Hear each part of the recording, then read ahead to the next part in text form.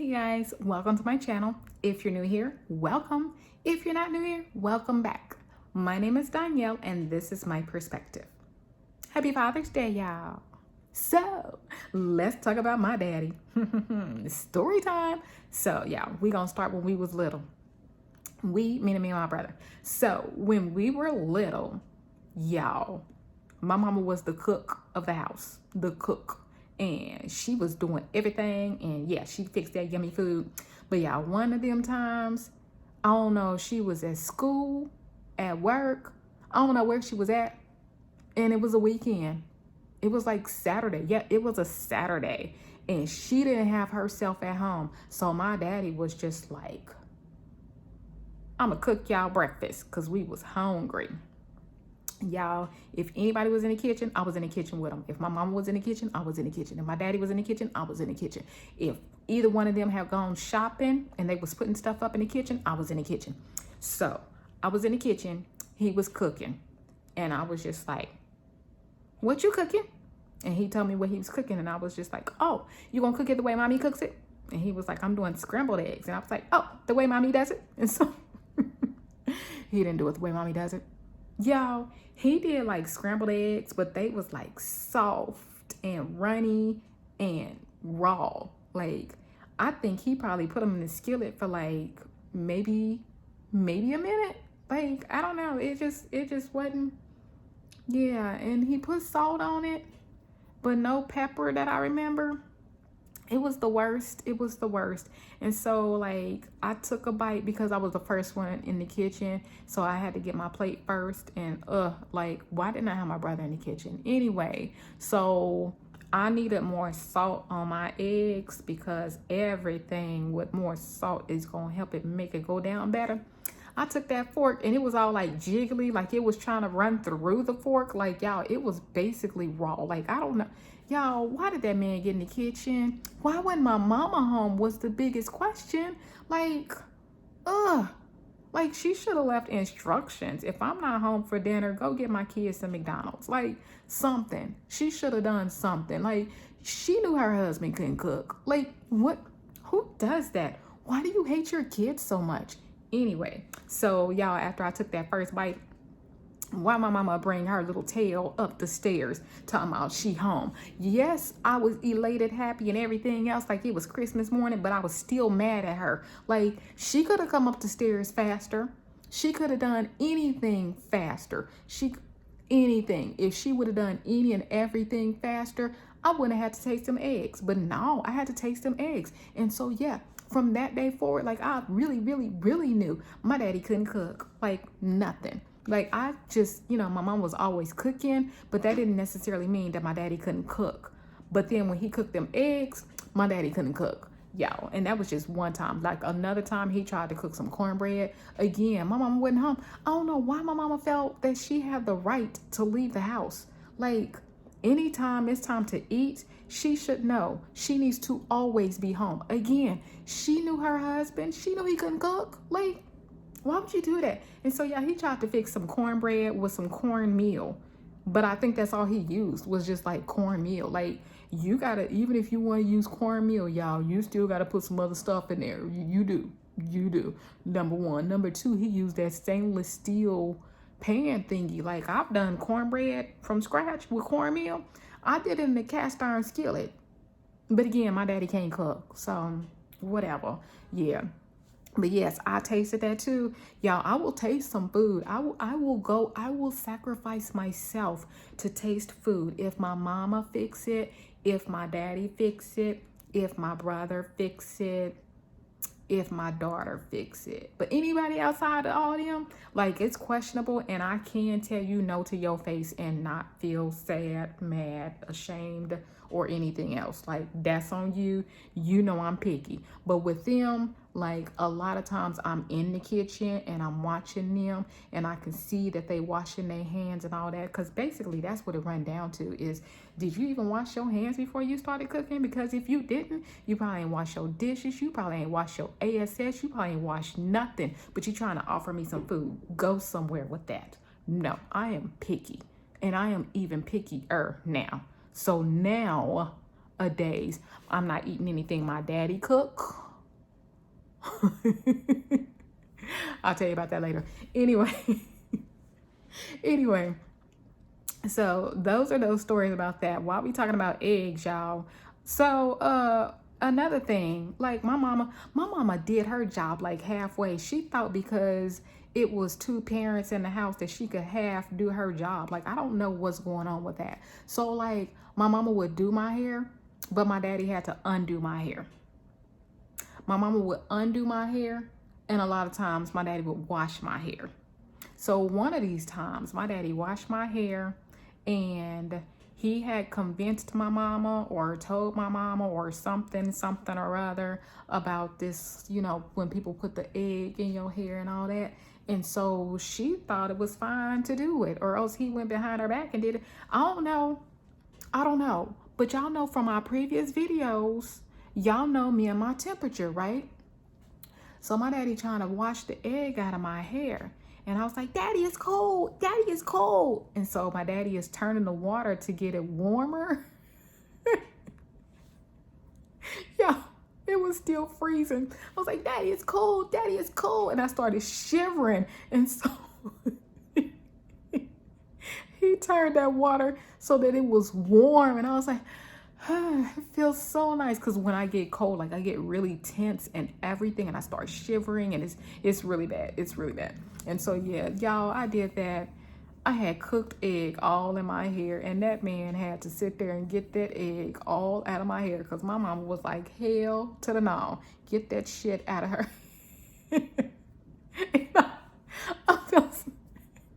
I felt so bad, y'all.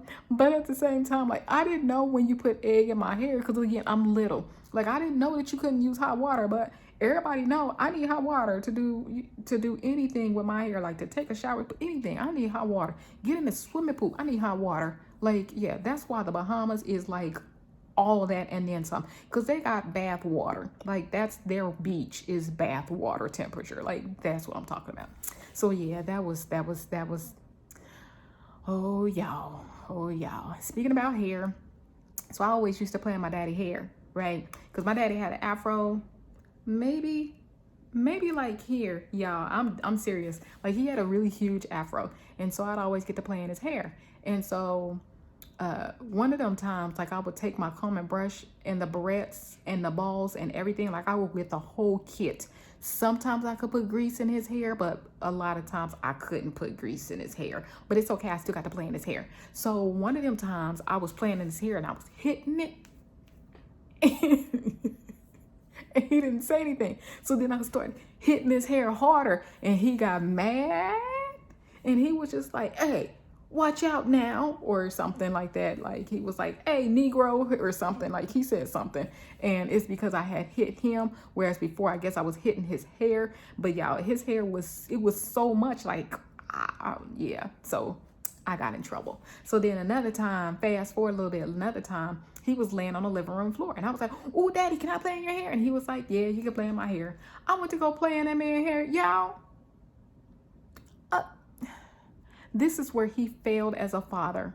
I went to go play in his hair, and this granddaddy long leg jumped out. I was like, oh my goodness. I started screaming and running, and I was done. Like, I am not playing in your hair anymore. You are punished for life. I am not playing in your hair anymore. Like, why wouldn't you check your hair to make sure? Like, you could have just been like, let me make sure there's no bugs in my hair before I let my daughter play with my hair, you know, something. I don't know. And then it was just like, yeah, So yeah, that was the end of playing in his hair. But he still had that afro. My mama had her afro. My mama's afro was not as big as my daddy's. And then my daddy is taller than my mama. So anytime we go to the store and I might get a little bit lost, y'all just stand back and look up.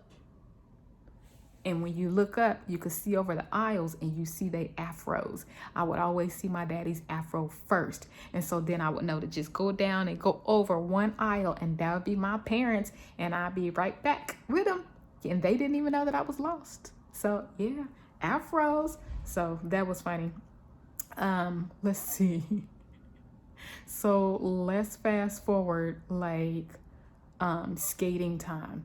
Y'all, skating, my parents, they always thought that they was fancy when they would be skating, right? Like they be skating forwards, And then they be going backwards,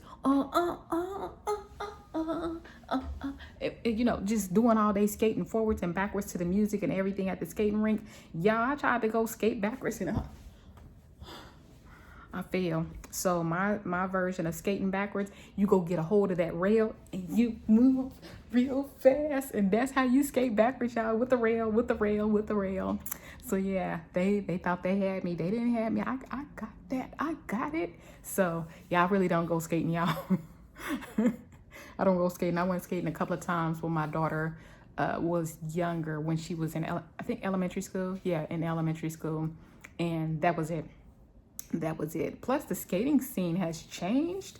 Like, it is more like the skating rinks that I went to, they are like more violent. Like, no real kids are there. It's like, yeah, no, it's not kid friendly, and it's not Danielle friendly. So I don't play with them shenanigans. So I haven't been to a skating rink, have no interest in going to a skating rink or anything like that, because at the end of the day, I couldn't really skate that well anyway. Like, forwards, okay, but backwards, yeah, no. Dancing and skating, not gonna happen. So yeah, skating rink is not for me, because yeah, we're not gonna go into it. It's just not for me. So let's fast forward. So when my daughter was born, my daughter and my father got together to fix some peanut butter cookies, y'all. So they were fixing the peanut butter cookies. We went back downstairs. I think so my daughter could play, and we smelt the cookies. The timer hadn't gone off yet, I don't think, but we smelt the cookies, and so I was like, hey, let's go check the cookies or whatever. And so we go back up, and they pulled the cookies out, and the cookies had like a dark bottom. And so me, like, I don't like crunchy cookies. I don't like dark cookies. I don't like burnt cookies. I don't even like almost burnt cookies. And so them was like burnt, but not burnt. Like, they just had like the bottom was just like done. And so they was gonna be crunchy. And so they pulled them cookies out, and they ate a cookie. My daughter ate a cookie, and she was like, mommy, it tastes good. I think she might have been like 3. And my father ate a cookie, and they looked at me like, Danielle, you want a cookie? Mommy, you want a cookie? No. Like, them things is burnt. I don't want a cookie. And so my daughter was like, mommy. And I was like, my father was looking at me like, Danielle. And I was like, what? We're being honest here. Like, I don't eat burntness. Like, y'all know I will eat mess, but like, not that mess. So to this day, my daughter still talks about me, about how my daughter, when she cooks anything, it's supposed to be delicious, and I'm supposed to try it and all that, blah, blah, blah, blah, blah, blah, blah. And I was like, girl, you burnt that. Like, no, I didn't want it. So that was it on that. Fast forward a couple of months from there, my father had a chat with me, and this is it on the stories. Well, this and another one. So my father had a chat with me, and he was basically like, you're too good for this city state, and it's where I lived. And he was like, you're too good for this area. You have way more to offer, and you pick somewhere to move, and I will pay for it. And I'm like, you'll pay for it, but at the end of the day, like, I'm not gonna have a job or anything. And he was like, I'll pay for you to move, and I'll pay for a full year's of your expenses, all your living expenses. And so I was like, oh, okay. So cut out a lot of details. I ended up moving. That was my first move to Texas. And I would definitely say if he had not done that for me, I would be a completely different person. I would not be anywhere near as evolved as a woman that I am. I would still be in a very small space. I would probably have, I can easily say, way more kids than what I do have. I probably would have been married probably a couple of times, or at least to somebody who I definitely shouldn't be with or anything like that. My self-esteem, my confidence, everything would not be where it is right now. Like, I would not be anybody. Like, no, it wouldn't happen. So I am definitely grateful to my father for that. Fast forward a couple of months even from there, and so it is Thanksgiving, and my father calls, and he's just like, hey, I'm on the road. We coming to visit you for Thanksgiving. I was like, okay. Well, y'all do know that I don't eat traditional Thanksgiving food, right? Like, no turkey, no dressing, no cranberry sauce, no nothing. And so he was like, oh, what you cooking? I was like, well, I didn't know anybody was coming. So me and my daughter, we're gonna have a chicken breast. And I think it was gonna be like some green beans and corn. Y'all, he showed up and he was just like, "Oh, you for real?" I was like, "Yeah, I'm for real." And so he had my brother come up. My brother was about 45 minutes away. So we all got together, and then my father had heard of a restaurant or something. Either my father or my brother, but one of them had heard of a restaurant that was in like downtown Houston, Katz's, Katz, or Kat''Z. And so we went there, y'all. It was really good. It was packed. But that's what happens when you go on Thanksgiving to go eat something. But yeah, it was really good. So we went there, and yeah, it was a really nice time. And it was just nice to actually have that chat and that everything with him. That was the last time that I actually saw my father. So that was it was a really nice time, and just something that we remember. And so, even though that was the last time that I saw him before he passed away, a few months after that, yeah, everything was in like months increments, but a few months after that, he passed away. But even though, like, I'm not one of those people, I am one of those spiritual hippy dippy people that you hear about. So, I do chat with my father. It's not like it's like, oh man, I miss my father or anything. I think he's been dead for 18 years.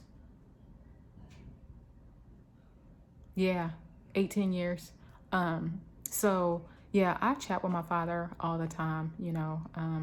It used to be I would see him, you know, could just imagine what he looked like and chat with him that way. Now, y'all, his voice might just pop up and he'll have a conversation, you know, or, you know, just me talking to my father, just catching him up, being thankful and grateful for the things that he did and sacrificed and, you know, whatnot. And, you know, just any and all of that. You know, at the end of the day, I don't have to wait until I'm dead, and I don't have to go visit him at his grave site in a completely different state. Like, I don't have to do any of that. I chat with him when I want to, and that's the same thing I do with a lot of my relatives that I definitely just want to chat with and show my thankfulness and gratefulness and gratitude and everything too. So if your father is not here, if you don't have that great relationship with him or anything like that, it doesn't mean that you have to just be like, oh, ho hum about it. Like, there are definitely different ways to just celebrate your father, or a father figure, or a male figure, or even just a mentor, or even if you have no male figures, like, and there was a female that was present, like, thank them for just being there for you. But those are all different topics and everything. So if you like this video, please give me a thumbs up. If you have any questions, comments, concerns, words of advice, positive feedback, or anything, yeah, put in the comment section below. If you want to support me, encourage me, you can also do that by subscribing to my channel and hit the notification bell so you are notified as soon as I upload a video. Remember, when the full moon comes in a couple of days, I will no longer be posting on a daily basis, but I will be posting at least once a week. It may be twice a week, but most likely once a week, because I do have a way fuller plate coming up and I have a lot of things that I need to do. So depending on how time is looking, it'll be once a week, sometimes twice a week, but yeah, we'll see how it is when I get there. So until then, thank you for watching, and y'all have a great one.